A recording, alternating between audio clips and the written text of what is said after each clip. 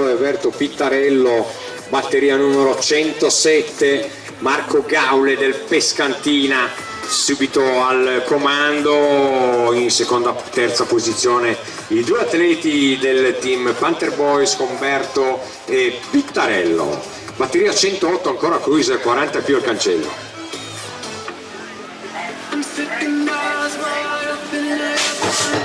Montolli, Cappellaro dalla Vecchia, Longo e Costola per questa batteria numero. Subito in prima posizione l'atleta del Pescantina Montolli, poi Cappellaro del Carisma Team in seconda posizione, poi arriva Longo del Creazzo in terza. Batteria numero 109 G5 al cancello di partenza.